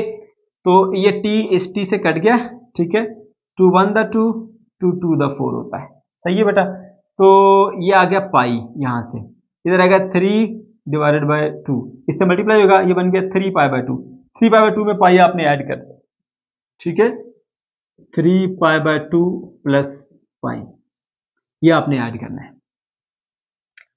ये देख सकते हैं मेरे बच्चों, ये वाला पाई है और ये वाला 3 मल्टीप्लाई होकर 3 पाई बन गया और नीचे एक v2 है, प्लस उसमें पाई ऐड करना है। तो इसका एलसीएम ले लेते हैं, ठीक है, ये बन जाएगा 3 pi plus 2 pi divided by 2 that is 5π/2, ठीक है। तो लिखते हैं जी यहाँ पे हम x नॉट cos 5π/2, ठीक है। तो आप कैलकुलेटर में जरा चेक कर लो इसको, ये आता है हमारे पास इस वर्टिकल पोजीशन में, इस पे 0 होता है cos, तो 0 into x naught that is equal to 0, तो यहाँ पर डिस्प्लेसमेंट इसका कम होकर 0 हो जाएगा यहाँ पर, ठीक है बेटा। उसके बाद फिर हम ट्राई कर लेते हैं जी इसको, फाई इज इक्वल टू 180, ठीक है, और टाइम t आपके पास बन जाएगा मेरे बच्चों इस वक्त क्या कैपिटल T, यानी कि पूरा टाइम पीरियड के बराबर टाइम गुजर जाए, उसके बाद क्या कंडीशन होगी। तो देखिए मेरे बच्चों यहाँ पे आपने x वैसे ही लिखा, x नॉट उसी तरह से आया, cos ऑफ ओमेगा t की जगह लिख दिया आपने 2π/T मल्टीप्लाई बाय टाइम कितना गुजर गया, कैपिटल T के बराबर गुजर गया, प्लस इसमें जो एंगल था इनिशियल फेज था वो आपके पास पाई है, तो ये बन जाएगा t से कट गया और 2 पाई प्लस पाई 3 पाई बन गया। एक्स नॉट तो लिखना ही भूल गया, x not into cos 2 pi plus pi 3 पाई हो गया, 3 पाई, ठीक है। ये कॉस 3 पाई हो गया, कॉस 3 पाई का मतलब क्या है, यहां से चलो ये हमारे पास 2 पाई और ये 3 पाई, यानी हॉरिजॉन्टल एक्सिस पे है, नेगेटिव पे, कैलकुलेटर से चेक करना -1 मिलेगा आंसर आपको, ठीक है, -1 into x naught that is minus x naught, ठीक है बेटा। तो जब इधर होगा तो ये नेगेटिव एक्स नॉट है, यहां से ये घूम के इस पॉइंट के ऊपर है, समझ गए मेरे बच्चों। तो इस तरह से हमने इन तीनों को डिस्कस कर लिया, ये भी डिस्प्लेसमेंट का ग्राफ है, ये भी डिस्प्लेसमेंट का ग्राफ है, ये भी डिस्प्लेसमेंट का ग्राफ है, इंटरस्टेनियस डिस्प्लेसमेंट, और फाई इस केस के अंदर हमारे पास है 180। अब आप देख सकते हैं मेरे बच्चों कि आपके पास जो यहाँ पर फाई इज इक्वल टू 0, अगर इनिशियल फेज आपका 0 है तो ये ग्राफ मिलेगा, अगर ऑलरेडी इसने 90 डिग्री का एंगल कवर किया हुआ, इनिशियल फेज 90 है, तो फिर ग्राफ ये मिलेगा डिस्प्लेसमेंट का, और अगर उसने 180 का डिस्टेंस कवर किया हुआ ऑलरेडी, जब आपने इसको ऑब्जर्व करना शुरू किया, तो फिर मेरे बच्चों आपको ग्राफ कुछ इस तरह का मिलेगा। अब जरा फेज डिफरेंस की बात कर लेते हैं, फेज डिफरेंस क्या है, ठीक है मेरे बच्चों। देखो यहाँ पर आप देखिए तो एंगल बनता है 0 डिग्री, यहाँ पर बनता है 90 डिग्री, यहाँ पे बनता है 270 degree, no no no no 180 degree बनता है, यहाँ पे 270 डिग्री बनता है, यहाँ पे 360 डिग्री बनता है, ठीक है। अच्छा अब पहले केस के अंदर जब फाई इज इक्वल टू 0 था, ठीक है, तो इसका मतलब यह है कि जो मैश है वो इस पोजीशन के ऊपर पड़ा था, ठीक है, यहाँ से, और इसका जो एंगल बन रहा है वो 0 डिग्री है। दूसरे केस में आपके पास 90 का फेज डिफरेंस था, ठीक है, यानी मैश जो है वो यहाँ पे पड़ा हुआ है, ठीक है। आप खुद देखिए इसमें और इसमें कितना फर्क आ रहा है, 0 से 90 का डिग्री का इन दोनों में फर्क है, तो 90 जो है ना इन दोनों के दरमियान एक फेज का डिफरेंस है, ठीक है। मैं वहां से भी इस चीज को करके दिखाता हूँ। उसके बाद तीसरे केस में देखोगे आपको जो ये था बॉल वो इस पोजीशन पे पड़ा हुआ है, ठीक है ना। तो आप देखें जी इनिशियल से इसका कितना डिफरेंस है 180 का, तो इसमें पहले वाले में और आखिरी वाले में 180 आउट ऑफ फेज है, ये इसके साथ 90 डिग्री का आउट ऑफ फेज है, ये इसके साथ 90 डिग्री आउट ऑफ फेज है, और ये दोनों आपस में 180 आउट ऑफ फेज है। अब जरा देखिए जरा कैसे, मैं आपको बताता हूँ। ये आपकी जो वेव है ना, बस इतना ध्यान में रखो भाई, ये आपकी जो वेव है ऐसे बन रही है, ये वाले पॉइंट और ये बन गया 0, ये बन गया 90, ये बन गया 180, ये बन गया 270, तो ये बन गया 360। ठीक है, अब देखो ये कौन सा वाला पॉइंट जहां पे लाइक करता है, ये वाला है ना, इधर लिख दो 90 इनिशियली, एक पॉइंट के ऊपर तीनों को जज करो। फिर यहाँ देखो ये वाला पॉइंट जा रहा है, ये लोअर पीक, ये वाला यहाँ से लेके यहाँ तक ये शो है, ये वाला 180 है, इधर लिखो ये 180 है। अब एक ही वक्त में दोनों का फर्क चेक करो, ये 90 पे तो ये 180 पे है ना, तो इन दोनों में फर्क कितना हो गया, इन दोनों की वेव में 90 का फर्क हो गया, 90 डिग्री आउट ऑफ फेज है। इसलिए याद रखो कि जब एक वेव का जो पीक है और दूसरी वेव का मीन इस तरह से हो, तो इन दोनों के दरमियान जो फेज डिफरेंस होता है मेरे बच्चों, वो आपके पास होता है जी 90 का। समझ गए या नहीं समझे बात को? ठीक है, इन दोनों के दरमियान फर्क 90 का है। अच्छा, आप जरा यहां पे क्लियरली देख लीजिए एक चीज को बेटा, ये 90 है और ये 180 है, इन दोनों में आप फर्क निकाल लें, फर्क आपको मिलेगा 90 का। ठीक है, किसी भी एक पोजीशन के ऊपर आप तीनों को मैच कर लीजिए, इन दोनों का आपस में फेज डिफरेंस है क्या कहते हैं सॉरी इसको 90 डिग्री का। ठीक, ओके, उसके बाद अब इसका और इसका मैच कर लेते हैं। देखिए यहां पर आपके पास ये इस कंडीशन में यहां से ऊपर आ रही है, तो वो ये वाला पॉइंट बनता है 270, ये है जी 270। ठीक है, और ये इस वक्त किस पॉइंट के ऊपर है, 90 वाले पॉइंट के ऊपर है, ये 90 पे है और ये 270 पे है, इन दोनों में फर्क निकालो, दोनों को माइनस करो, कितना मिलेगा आपको 180, तो ये इसके साथ किया 180 आउट ऑफ फेज है। समझ गए? और अगर इसका और इसका चेकअप किया जाए तो इन दोनों में देखिए ये इनिशियली कितने पे है जी, एक पॉइंट के ऊपर वो 180 पे जब t 0 था, और ये हमारे पास है 270 पे। 180 और 270 का फर्क आप निकालोगे तो तभी मिलेगा आपको 90। तो इसका फेज डिफरेंस 90 का है, इसका और इसका फेज डिफरेंस 90 का है, ये और ये आपस में 180 आउट ऑफ फेज है। समझ गए मेरे बच्चे? ओके, तो ये था हमारे पास कंसेप्ट ऑफ फेज डिफरेंस। तो बच्चों ये था कंसेप्चुअल ओवरव्यू, उम्मीद है आपने ये कंसेप्ट सीख लिया होगा। अब आ जाए जी नोट्स की तरफ, और आपने इस टॉपिक को लिखना कैसे है, नोट्स कैसे बनाने, वो भी मैं आपको बता देता हूँ। तो मेरे बच्चों सबसे पहले आपने इसको इंट्रोड्यूस करना है, इसकी डेफिनेशन लिखनी है कि फेज है क्या। जैसे मैंने आपको बताया था कि फेज बेसिकली आपके पास थीटा है जो बता रहा होता है कि भाई डिस्प्लेसमेंट इस वक्त कितना है, ठीक है, फ्रॉम द मेन पोजिशन। ठीक है, और इसके साथ साथ उसकी डायरेक्शन भी बता रहा होता है। ठीक, जैसे कि आप यहाँ पे देख सकते हैं आपके पास ये x की डिस्प्लेसमेंट पॉजिटिव x नॉट भी है, नेगेटिव x नॉट भी है। न सिर्फ आपको डिस्प्लेसमेंट बताया जा रहा है, बल्कि ये भी बताया जा रहा है कि उसकी डायरेक्शन किधर है, अलोंग द पॉजिटिव एक्सिस है, अलोंग द नेगेटिव एक्सिस है, along the positive y axis है, या along the negative y axis है, वो भी आपको पता चल जाएगा। ठीक है बेटा, तो हम यूँ डिफाइन करेंगे the angle theta which specifies the displacement as well as direction of the point executing SHM is called phase. ठीक है, तो थीटा हमें जो है वो बताता है, स्पेसिफाई करता है कि एक पार्टिकल या कोई बॉडी जो कि SHM परफॉर्म कर रही है, उसका मेन पोजीशन से डिस्प्लेसमेंट कितना है और उसकी डायरेक्शन किधर को। ठीक है बेटा, पहला पॉइंट आपने ये अपने नोट्स में लिखना है। फिर उसके बाद आपने दूसरा पॉइंट लेके आ जाना जी इंस्टेंटेनियस डिस्प्लेसमेंट की। अब हमने डिस्कस किया था, एक था यूनिफॉर्म सर्कुलर मोशन और दूसरा उसके साथ कंपैरिजन था SHM का। तो यूनिफॉर्म सर्कुलर मोशन और SHM दोनों को हमने कंपेयर किया था। कंपेयर करके हमने जो एक बॉडी SHM परफॉर्म कर रही थी, ठीक है, जो कि शैडो था एक बॉल का, सर्कुलर पाथ पे बॉल घूम रही थी और उसका शैडो SHM परफॉर्म कर रहा था स्क्रीन के ऊपर। ठीक है, तो उस SHM के डिस्प्लेसमेंट, उसकी वेलोसिटी और उसकी जो एक्सेलरेशन थी, उसके लिए हमने मैथमेटिकल रिलेशन डिराइव किए थे। ठीक है बेटा, उन्हीं में से एक जो डिस्प्लेसमेंट वाला वो मैंने यहाँ पर मेंशन किया है, x is equal to x naught cos of theta. ये जो रिलेशन आया मेरे बच्चों आपके पास, इसको हम बोलते हैं इंस्टेंटेनियस डिस्प्लेसमेंट। ठीक है, और मैं आपको बता चुका हूँ कंसेप्चुअल ओवरव्यू में कि ये जो थीटा होता है वो इक्वल टू ओमेगा टी होता है। तो आप इसको यूं भी लिख सकते हैं, यूं भी लिख सकते हैं, दोनों ठीक है। ठीक है, अब यहाँ पे theta is equal to omega T is basically the phase of the motion. ये डिसाइड करता है, ये बताता है कि इसकी displacement from the main position कितनी होगी और उसकी डायरेक्शन किधर को होगी। ठीक है बेटे, ओके। अच्छा, अब उसके बाद फिर इनिशियल फेज का वाला पॉइंट भी आपने लिखना, जैसा मैंने आपको एक्सप्लेन किया था कि आपने जब मोशन उसकी ऑब्जर्व करना स्टार्ट की है, तो स्टार्ट करने से पहले अभी आपका टाइम शुरू नहीं हुआ, t इज इक्वल टू 0 पे चेक करो कि इस वक्त जो मैस है वो किस कंडीशन के अंदर है। ठीक है, वो उसका बेसिकली इनिशियल फेज होता है। ओके, तो अगर वो हमारे पास जो सर्कुलर मोशन हमने कंसीडर की थी और हमने कहा था कि वो जो बॉल है वो exactly along the positive axis, जो उसका जीरो वाला पॉइंट था, इनिशियल रेफरेंस पॉइंट था, वहां से स्टार्ट नहीं करता बल्कि ऑलरेडी कुछ एंगल उसने कवर किया हुआ है। ठीक है, तो फिर वो जो उसका इनिशियल एंगल होगा जो उसने ऑलरेडी कवर किया हुआ मेरे बच्चों, उसको हम इनिशियल फेज कहते हैं। ठीक है, फेज तो असल में एंगल ही होता है ना। और अगर पहले से उसने कुछ एंगल कवर किया हुआ या कुछ हॉरिजॉन्टल डायरेक्शन में डिस्प्लेसमेंट कवर किया हुआ, ठीक है, तो उस केस में फिर आप उसका जो इनिशियल फेज देते हैं उसको हम फाई कहते हैं। If particle is already at the same at some initial angle phi, ठीक है, जब आपने इसको ऑब्जर्व करना शुरू किया तो फिर आपकी ये वाली इक्वेशन मॉडिफाई होकर इस फॉर्म में आ जाती है, x is equal to x not cos omega T plus phi. अब ये ओमेगा टी बेसिकली इसका फेज है, फेज एंगल है, और ये फाई जो है ये इनिशियल फेज है कि शुरू में जो उसकी हालत थी जिस कंडीशन में वो था, ठीक है।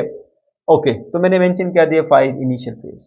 ओके, अब आप थोड़ा सा ये बताएंगे कि इनिशियल फेज बताता क्या है। It gives information regarding the initial condition. ये आपको बताता है फेज के शुरू में जब आपने मोशन को ऑब्जर्व करने शुरू किया तो जो मैच था वो किस कंडीशन में था, क्या वो एक्सट्रीम पोजीशन में पड़ा हुआ था, क्या वो मीन पे था, या वो किधर था, किस डायरेक्शन में था, क्या उसका डिस्प्लेसमेंट था, उसके बारे में इंफॉर्मेशन आपको ये प्रोवाइड कर देता है। फिर मेरे बच्चों फिजिकल सिग्निफिकेंस के ऊपर आ जाए। सिग्निफिकेंस कहते हैं अहमियत को। क्या अहमियत है फेज की जी? फेज की अहमियत यह मेरे बच्चों की इस फेज की हेल्प से हम पता चला सकते हैं कि एक पार्टिकल जो कि एसएचएम को एग्जीक्यूट कर रहा है ना, उसका किस वक्त कितना डिस्प्लेसमेंट है फ्रॉम द मीन पोजीशन, ये हमें फेज से पता चल जाएगा। ठीक है, हम उसको एक वैल्यू बताएंगे कि भाई ये हमारा इनिशियल फेज था, हमने 0 से स्टार्ट किया था, ठीक है, और इतना टाइम इसको हो गया, अब बताओ ये कितनी दूरी पर होगा फ्रॉम द मेन पोजीशन, तो वो बता देगा। उसको हम बोलेंगे कि भाई देखो ये ऑलरेडी हमने 90 डिग्री के एंगल से स्टार्ट किया था इसको, ठीक है, और इसको इतना टाइम हो गया, बताओ इतने टाइम के बाद अब इसका displacement from the main position क्या होगा, तो वो मेरे बच्चों आपको बताएगा ये फेज। तो ये इसकी फिजिकल सिग्निफिकेंस है कि आप बड़ी आसानी से ये पता चला सकते हैं कि आपका जो पार्टिकल है, ये जो पॉइंट है जो एसएचएम परफॉर्म कर रहा है, वो मीन पोजीशन से कितने फासले पर है, ठीक है। It indicates the objects position and direction of motion with in the cycle. Cycle के अंदर मूव करते हुए ये बता सकता है कि कहाँ पे किस तरफ जो है वो डायरेक्शन है इसकी पार्टिकल की, ठीक है बेटा। अच्छा, तो अब हम क्या करेंगे जी, हम टाइम की कुछ वैल्यूज यहाँ पे लेते हैं, t equal to 0, t/4, t/2, t3, t/4 और t। मतलब क्या हमने ऐसा किया ना बच्चों, एक साइकिल कंसीडर किया, एक चक्कर मुकम्मल, ठीक है, और उसका जो टाइम होता है वो होता है आपके पास टोटल टाइम कैपिटल T। तो हमने इसको डिवाइड कर लिया पोर्शंस के अंदर। पहले हमने जब शुरू किया t इक्वल टू 0, उसके बाद टाइम पीरियड का चौथा हिस्सा, फिर टाइम पीरियड का आधा हिस्सा, फिर उसका 3/4 हिस्सा और फिर पूरा टाइम पीरियड, ठीक है। और चेक करते हैं कि इन पॉइंट्स के ऊपर जो डिस्प्लेसमेंट की वैल्यू है वो कितनी आपके पास निकल कर आती है, ठीक है। और इनिशियल कंडीशन बताना भी बहुत जरूरी होता है। तो हम शुरू में ये कहते हैं कि हमारी जो इनिशियल कंडीशन है वो इस तरह से है कि जो फेज है, इनिशियल फेज वो आपके पास 0 डिग्री का है। पहले से बॉल ने सर्कुलर पाथ के ऊपर घूमते हुए कुछ भी एंगल कवर नहीं किया, जैसे मैंने आपको कंसेप्चुअल ओवरव्यू में बताया, ठीक है। तो इस तरह से जो आपका फेज एंगल है, इनिशियल फेज एंगल, वो बेटा आपके पास 0 फेज एंगल कह रहा हूँ, इनिशियल फेज 0, ठीक है। और ये वो इक्वेशन है जिससे आप इंस्टेंटेनियस डिस्प्लेसमेंट को कैलकुलेट करते हैं। तो जो वैल्यूज आपको बताएगी मेरे बच्चों, यहाँ पे लिखो t, t/4, t/2, 3, t/4 और t। अब ये वैल्यूज है जिन टाइम की, जिनके ऊपर हमने चेक करना है कि इस वक्त कितना डिस्प्लेसमेंट है, इस वक्त कितना डिस्प्लेसमेंट है, इस वक्त कितना डिस्प्लेसमेंट है और अब कितना डिस्प्लेसमेंट है, ठीक है। और ये वो इक्वेशन है जिसके अंदर ये वैल्यूज पुट करने के बाद हमें वैल्यूज मिलेंगी, सही है। अब ये फेज आपके पास इस वक्त क्या है जी, 0, ये जो इनिशियल फेज है, तो यहाँ पे ये तो 0 वो समझो है ही नहीं, ठीक है बेटा। अच्छा, अब आपने यहां पर एंगल थीटा की वैल्यू जो है वो निकालनी है। वो किस तरह से एंगल थीटा की वैल्यूज मिलेंगी, आपको कंसेप्चुअल ओवरव्यू में मैंने सारी बात आपको समझाई है, ठीक है। आप यहाँ पे थीटा की जगह पे पुट करोगे ओमेगा टी, ठीक है ना, मैं यहाँ लिख देता हूँ। आपने करना ये है कि ये जो एक्स नॉट है इसको ऐसे लिखेंगे, ये कॉज आ जाएगा और यहाँ पे ओमेगा टी, ठीक है, और प्लस आपके पास ये फाई आ जाएगी। आप यहाँ पे ओमेगा की वैल्यू पुट करते हो, एक omega is equal to capital T, ये वैल्यू पुट करते हो। और जो यहाँ पर ये टाइम t है ये वाला, इस टाइम की जगह मेरे बच्चों जो भी आपको टाइम गिवन है वो पुट करते हो।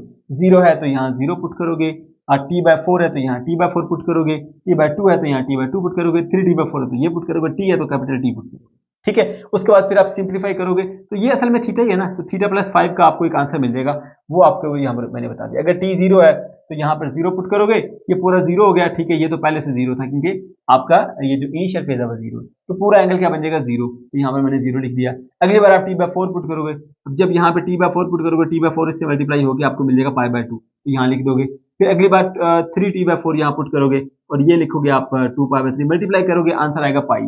तो इस तरह से मेरे बच्चों यहाँ पे ओमेगा की वैल्यू 2π/t पुट करनी है आपने, और t की जो वैल्यू यहाँ पर गिवन है वो वैल्यू पुट करते रहें, और सिंप्लीफाई करने के बाद आपको ये एंगल मिलते जाएंगे। ये असल में दरअसल आपके पास थीटा प्लस फाई है।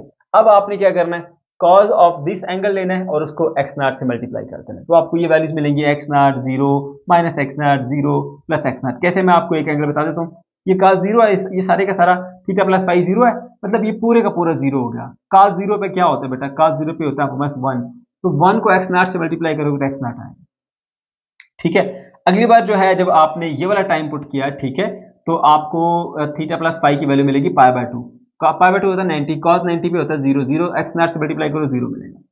ठीक है, अगली बार आपने जब जो पुट किया था टाइम t बाय 2, तो यहाँ पर t बाय 2 पुट करने के बाद और 2 पाई बाय से मल्टीप्लाई करने के बाद 2 पाई बाय t से, तो हमें जो आंसर मिलेगा यहाँ पे इसके अंदर अंदर वो पाई मिलेगा।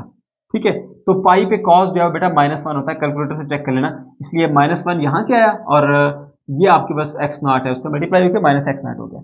इसी तरह से फिर 3 बाय 2 3 t बाय 4 पुट करोगे यहाँ पर, उससे मल्टीप्लाई करोगे यहाँ पे। ठीक है, तो मेरे बच्चों जो एंगल आपको मिलेगा वो बनेगा 3 पाई बाय 2। ठीक है, और 3 पाई बाय 2 पे अगेन जो आपके पास इसकी वैल्यू होती है 0 होती है, 0 इंटू एक्स नॉट इज 0।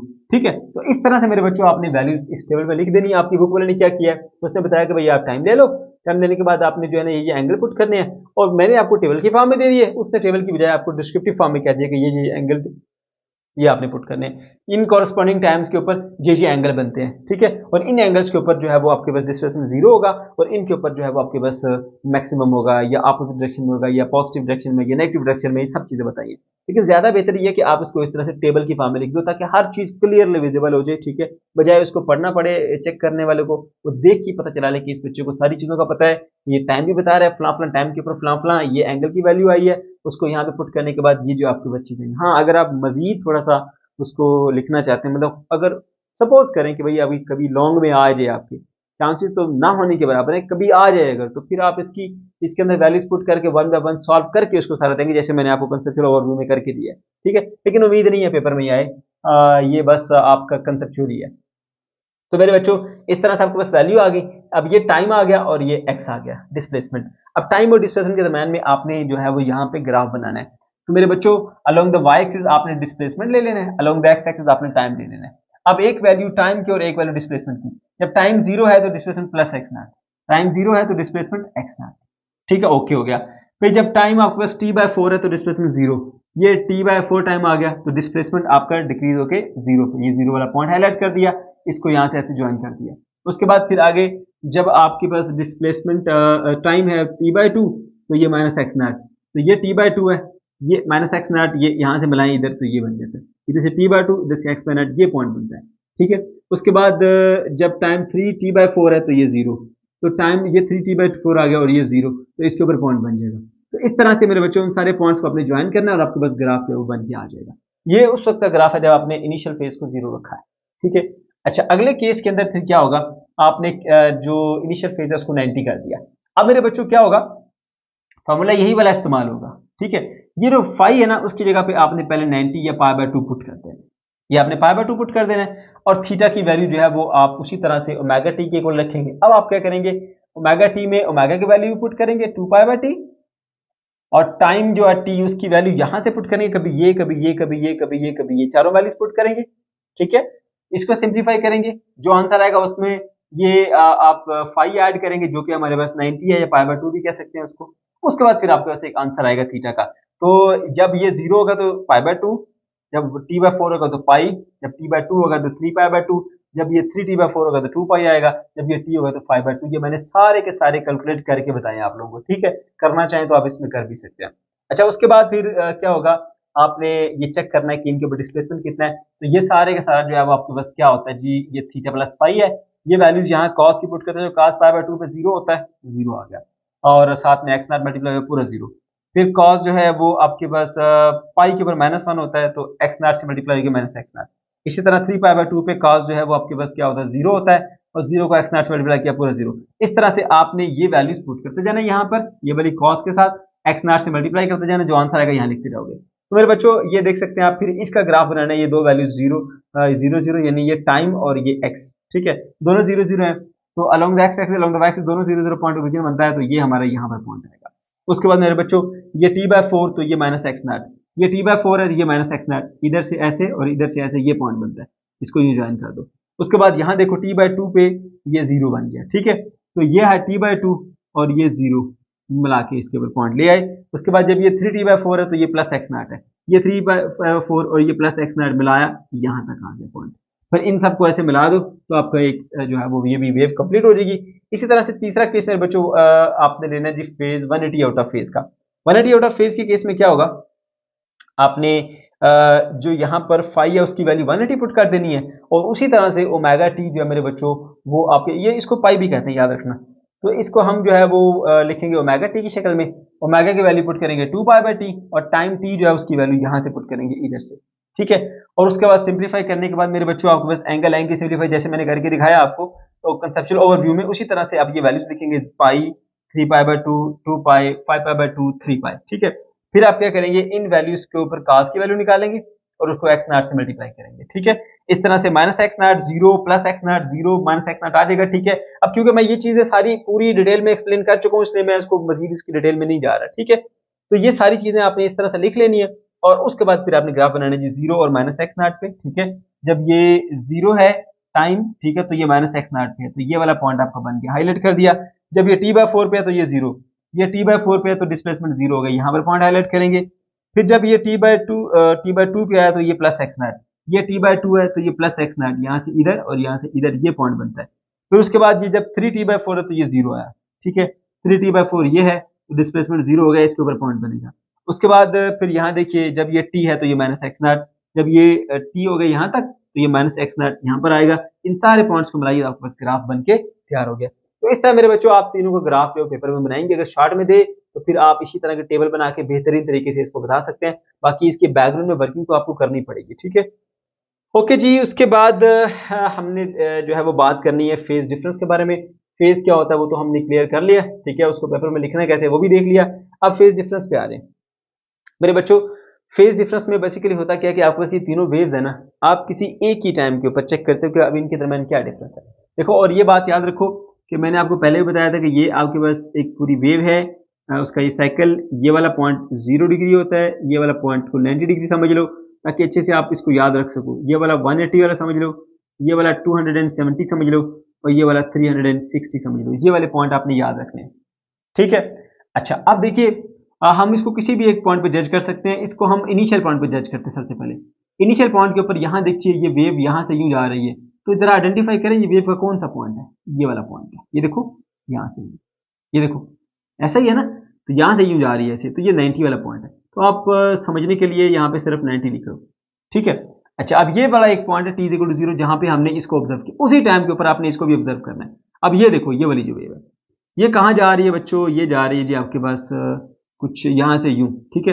तो यहाँ से यूं, ये देखो ये वाला पॉइंट है ना, यहाँ से यूं जा रही है, ठीक है। ये वाला यहाँ से, इसका मतलब है ये 180 है, इधर लिख दो 180, ठीक है, छोड़ दो इधर इसको। अच्छा, उसके बाद इसको ऑब्जर्व करो, ये नीचे से ऐसे ऊपर आ रही है, यानी कि नीचे से ऐसे ऊपर की तरफ आ रही है। ये तो ऊपर से नीचे जा रहा है ना, ये नीचे से ऊपर आ रही है, 270 का एंगल बनता है। यहाँ लिख देता हूँ मैं जी 270। एक ही वक्त में t=0, t=0, t=0 तीनों को हमने ऑब्जर्व किया, ठीक है। तो ये मेरे बच्चों देखो ये किस पोजीशन पर है, 90 पर है, ये किस पोजीशन में 180 है, तो ये 90 पर है और ये कितनी है 180 पे। तो ये जो है ना ये पीछे रह गई है और ये आगे चली गई, 90 डिग्री से आगे चली गई है, ठीक है बेटा। इन दोनों में फर्क चेक कर लो, ये 90 और ये 180 माइनस करो दोनों का फर्क, इन दोनों में फेज डिफरेंस मेरे बच्चों आपके पास 90 का है। उसके बाद इसका और इसका फेज डिफरेंस चेक करो, ये इस वक्त 180 पे है, ये इस वक्त 270 पे है। इसका और इसका फेज डिफरेंस निकालो, दोनों को माइनस करो, 270 में से 180 निकालो तो 90 आएगा। ये 90 डिग्री की लीड कर रही है इससे, समझ गए हो। तो ये इससे लीड कर रही है और ये इससे लीड कर रही है। पता कैसे चलेगा भाई, एक ही टाइम के ऊपर आके ना, अब इस कंसेप्ट का इस्तेमाल करते हुए, ये इस ट्रिक की समझ लो इसको, इस ट्रिक का इस्तेमाल करते हुए आप पता चला सकते हो। ये पीक इसका बनता है 90, ये इसका पीक बनता है ये 180, ये इसका बनता है ये 270। अब ये 90 पे, ये 180 पे, ये 270 पे, इसका फर्क 90 का, 90 डिग्री आउट ऑफ फेज। इसका और इसका फर्क 290 का, ये भी दोनों आपस में 90 डिग्री आउट ऑफ फेज है। लेकिन अगर आप इसको इसके साथ कंपेयर करेंगे तो यहाँ देखो ये आपके पास 90 है, ठीक है, और ये आपके पास है बेटा 270। तो 90 और 270 के दरमियान जो फर्क है वो 180 का है। तो आप देख भी सकते हैं कि फेज डिफरेंस यहाँ पे जो ऑलरेडी ये वाला जो केस था वो 180 डिग्री आगे था, इस वजह से इसमें और इसके दरमियान जो है वो फेज डिफरेंस आपके पास 180 का आता है, ठीक है। तो ये पॉइंट मैंने यहाँ पर मेंशन भी किए हैं। In terms of wave, phase difference refers to the difference in angular position of the two waves at the same time, एक ही वक्त में एंगुलर पोजीशन में क्या फर्क है वो आपने बताना होता है। तो इस केस के दरमियान 90 का फर्क है, इस केस के दरमियान 90 का फर्क है, इसके और इसके दरमियान 180 का फर्क है। ठीक है बेटा, ये कंसेप्ट आपने समझ लिया। अब जरा कुछ इंपॉर्टेंट बातें फेज डिफरेंस के बारे से वो भी याद रखें। अगर आपके पास एक वेव इस तरह से है ऐसे, ठीक है, ये हमारी मीन पोजीशन वाली लाइन है, और दूसरी वेव यूं आ रही है जी ऐसे। अब एक ही जगह के ऊपर आप दोनों को अगर चेक करें एक ही टाइम में, तो एक जो है वो मीन पोजीशन पर है और एक एक्सट्रीम पोजीशन पर है। तो जब जब भी ऐसी कंडीशन आएगी मेरे बच्चों, तो ये 90 डिग्री आउट ऑफ फेज होगी। ठीक है, अब ये जरूरी नहीं कि इस तरह की कंडीशन यूं भी हो सकता है कि मतलब एक वेव ये है और दूसरी वेव जो है वो आपके पास किस तरह की बने यार, हाँ ठीक है, ये ऐसे वाली बन गई। ठीक है, कुछ इस तरह से, चलो रफली मैंने ड्रा कर दी इसको। ठीक है, तो अब देखें, अब भी इसकी ये मीन है और ये एक एक्सट्रीम है। ठीक है, इनके दरम्यान में भी जो फेज डिफरेंस होगा मेरे बच्चों आपके पास वो 90 डिग्री का फेज डिफरेंस होगा। फिर 180 के फेज डिफरेंस पे आ रही, 180 फेज डिफरेंस तब होता है जब आपके पास वेव कुछ इस तरह से आ रही, एक ऐसे है और दूसरी ऐसे, यानी एक का क्रस्ट दूसरे के ट्रफ के ऊपर आ जाए। सही है, तो उस सूरत में फिर जो वेव है उनके दरम्यान जो एंगल होता है वो 180 आउट ऑफ फेज होता है।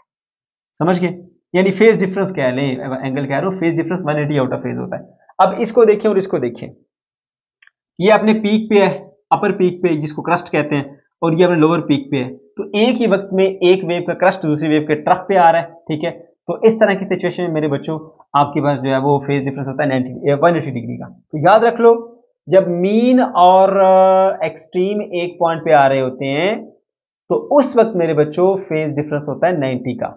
जब जो आपके पास क्रस्ट ट्रफ के ऊपर आ रहा होता है, ठीक है, तो उस केस के अंदर जो आपके पास फेज डिफरेंस होता है मेरे बच्चों वो आपके पास 90 डिग्री का होता है। ठीक है, उम्मीद आपको ये पॉइंट समझ में आ गया होगा। तो यहाँ पे मैंने मेंशन भी किया है, curve in the figure B leads the curve in the figure A by 90 degree, so the phase difference is 90। अब इसके अंदर जो कर्व है ना आपका कर्व बी, ठीक है, कर्व बी लीड कर रहा है कर्व ए को। ये देखिए, ये कर्व बी है, ये 90 पे खड़ा है, ये उस वक्त 180 पे पहुंच चुका है। ठीक है, तो ये लीड कर रहा है, ये पीछे रह गया। तो curve B is leading the curve A by 90 degree. So इन दोनों के दरमियान जो फेज का फर्क है वो 90 डिग्री का है। ठीक है, ओके। अब उसके बाद दूसरे जो है, curve in the figure C leads the curve in the figure A by 180 degree. अब जो आपके पास ये कर्व सी है, ठीक है, ये आप देख सकते हैं कि ए के साथ 180 डिग्री आ गया है, ये 90 पे है, ये 270 पे है। इन दोनों के दरमियान जो फर्क है कितना, 180 का है। तो ये 180 डिग्री जो है उससे लीड कर रहा है। ठीक है, तो इनमें जो फेज डिफरेंस है इसके और इसके दरमियान मेरे बच्चों वो आपके पास आ जाएगा 180 डिग्रीज का। ठीक है बेटा, तो ये था हमारा आज का लेक्चर। अगर आपको कोई कंफ्यूजन है या किसी किस्म का कोई प्रॉब्लम है तो कमेंट सेक्शन के अंदर आप जरूर पूछ सकते हैं। वीडियो अच्छी लगी तो लाजमी से लाइक कीजिएगा, अपने दोस्तों के साथ शेयर कीजिएगा, और अगर हमारे चैनल को अभी तक सब्सक्राइब नहीं किया तो इसको लाजमी से सब्सक्राइब कर लीजिए। अल्लाह हाफिज़।